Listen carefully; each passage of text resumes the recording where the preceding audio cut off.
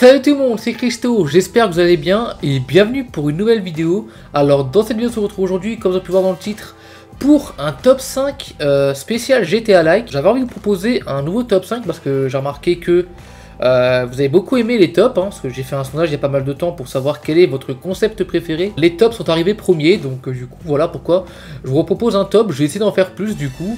Après bien sûr je précise, c'est pas parce que vous n'avez pas voté pour d'autres trucs que je vais arrêter d'en proposer, mais du coup je vais, on va dire, privilégier certains concepts que d'autres. Donc avant de commencer, enfin faire un petit rappel bien sûr. Qu'est-ce qu'un GTA Like? C'est un jeu qui s'inspire de GTA, qui reprend le même concept que GTA, c'est-à-dire être dans une ville, voler des voitures, tirer sur tout ce qui bouge. En gros un jeu où on peut faire tout ce qu'on a envie, qui en gros nous laisse le choix d'être quelqu'un de bienveillant.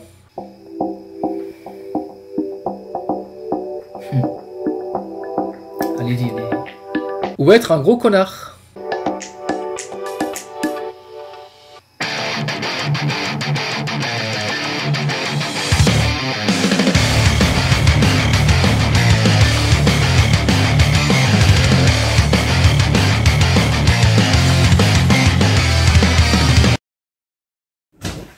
Et d'ailleurs, je confirme, t'es bien un connard, toi. Ta gueule.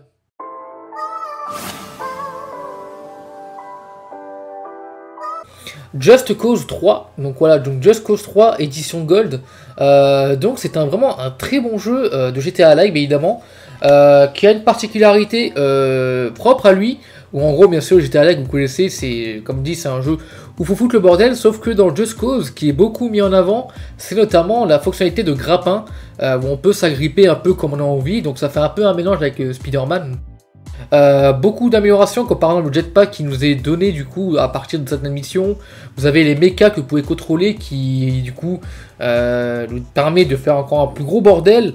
Vous avez en plus un petit côté un peu Far Cry, vous devez conquérir différents endroits pour pouvoir avoir la carte à 100%, donc ça c'est un truc qui est plutôt bien.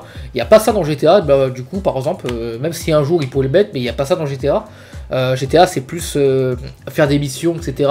Et puis le mode online. Mais du coup il y a un système un peu de conquête dans ce Just Cause. Et ça c'est plutôt cool franchement. Il y avait ça aussi dans le 2 mais ça a été encore plus exploité dans le 3. Donc voilà, donc Just Cause 3 franchement c'est un très bon jeu, très bon GTA Like que je recommande. Moi je me suis beaucoup amusé dessus. Et franchement j'ai beaucoup aimé le finir. Donc franchement très bon jeu. J'ai encore beaucoup de choses à faire, notamment les espèces de missions un peu de...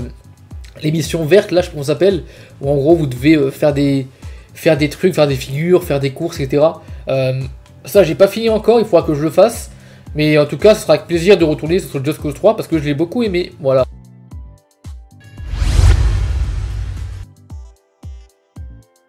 Driver Parallel Line. Voilà, donc Driver Parallel Line, c'est le dernier driver sorti sur la PS2 Xbox. Et ce que j'ai beaucoup aimé déjà, c'est le côté GTA Like. En gros le jeu se passe en 1978, donc au début du jeu d'ailleurs. Et franchement j'ai beaucoup aimé, déjà les graphismes c'était vraiment super beau pour un vieux jeu. Pour un jeu qui date je crois de 2006. C'est un jeu qui date pas mal, mais franchement malgré tout il a pas tant que ça vieillit. Et c'est un jeu qui est toujours jouable actuellement. Et si vous l'avez pas fait franchement n'hésitez pas à le faire car il y a une belle histoire autour de Tanner, le personnage principal. Pas mal de lieux à explorer, pas mal de choses à faire. Le jeu il est quand même bien garni pour un jeu qui date pas mal, donc ça c'est plutôt cool.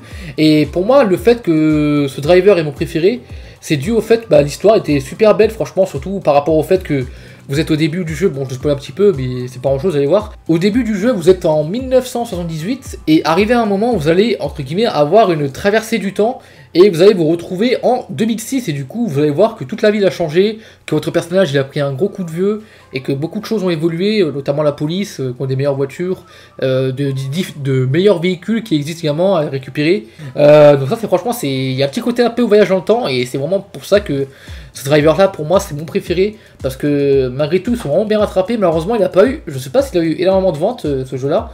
Parce que je sais que Driver 3, même si j'aime bien aussi, il y a eu pas mal de grosses histoires par rapport à celui-là. Mais franchement, malgré tout, ce Driver Parallel Night, c'est vraiment un très bon jeu que je recommande, disponible sur PC, Xbox, PS2. Il date un petit peu, mais je pense que vous regretterez pas si vous n'avez pas fait ce jeu. Et voilà, pour une série qui en plus a totalement disparu, qui avait été fait par Atari celui-là. Pour vous dire, le dernier en date actuellement, c'est le Driver San Francisco, que celui-là avait été fait par Ubisoft. Et du coup c'est le dernier en date celui-ci, et même si j'ai beaucoup aimé ce San Francisco, le problème c'est que celui-là ils se sont plus tournés vers un jeu de course plutôt qu'un GTA-like, parce que malheureusement on peut plus sortir des voitures comme dans Driver Parallel Line. Là c'est plus on peut se téléporter dans différentes voitures entre guillemets, mais genre on peut pas contrôler notre personnage à pied, et ça c'est un peu dommage. Mais à part ça, ça reste aussi un bon jeu, mais personnellement je préfère quand même le Parallel Line qui pour moi est clairement le meilleur.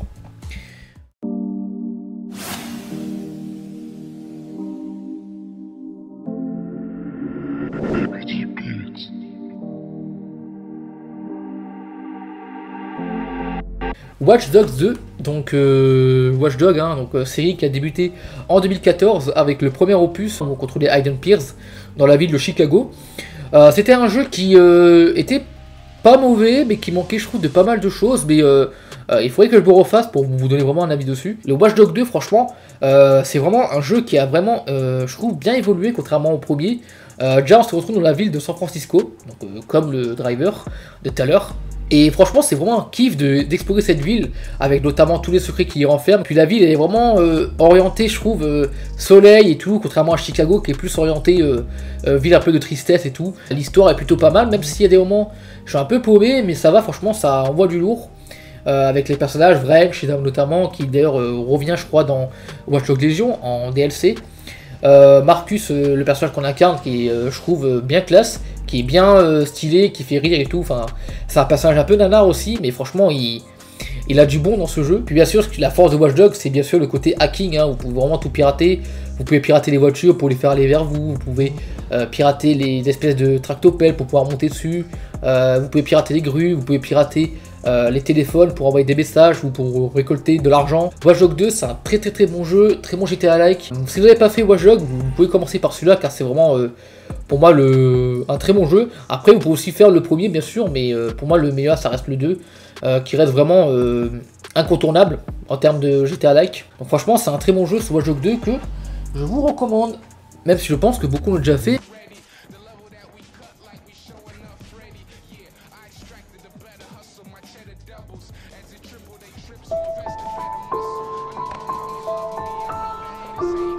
Ça fait 3 jours que je l'ai pas vue. Elle est si fragile. Elle était si belle. Ma porte.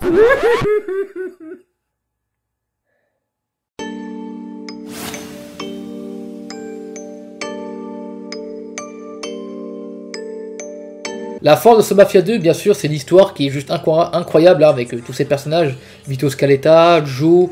Bon, j'ai plus trop le souvenir des personnages, mais je sais qu'ils étaient vraiment charismatiques. Tellement de moments où on s'y attend pas, où on est surpris, que de très beaux graphismes, franchement, pour un jeu 2010. C'est un jeu qui, pour moi, met à l'amende de pas mal d'autres jeux sortis bien après. Franchement, bravo à Touquet par rapport à ça, parce que franchement, ils ont vraiment mis du lourd sur ce Mafia 2. Et puis forcément, la ville d'Empire Bay, hein, forcément, la ville faite pour ce jeu, qui est juste super plaisante à écouter, hein, avec ces magnifiques voitures un peu années 60, années 70, vraiment dans l'époque.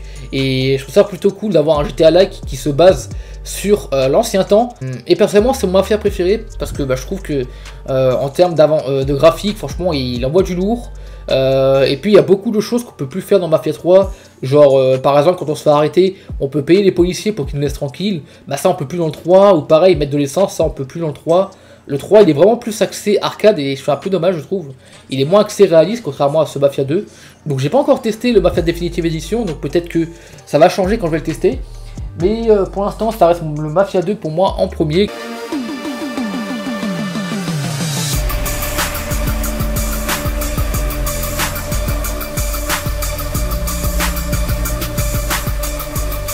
Saints Row The Third, donc le full package.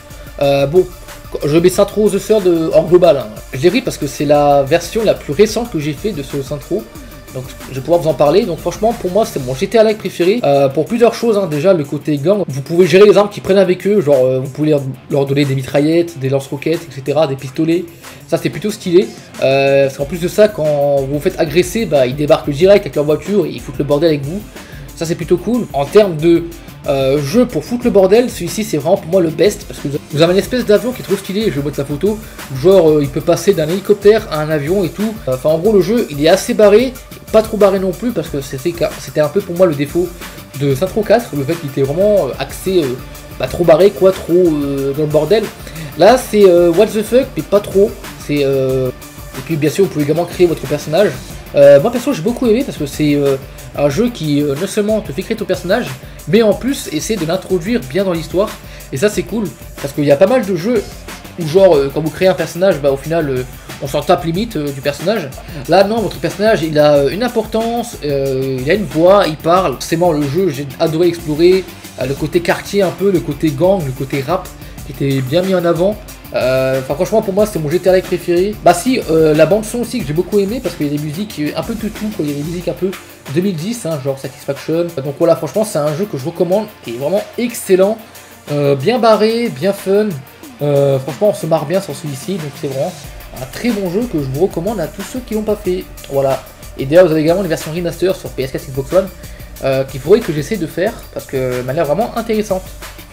Et voilà, donc je pense que j'ai tout dit par rapport à ce jeu. Au pire, si vraiment vous voulez plus d'informations, je vous invite à aller voir ma critique dessus que j'ai fait à l'époque. Il y a le bouton I, qui est pas très vieille, hein, qui du coup est regardable. Et puis vous pourrez avoir plus d'informations sur le jeu. Voilà, donc c'est la fin de cette petite vidéo. En espérant qu'elle vous aura plu, je commence à plus avoir de voix, pour de parler. Donc c'était Christo, je vous dis à la prochaine pour une nouvelle vidéo. Portez-vous bien et jouez bien surtout. Sur ce, salut!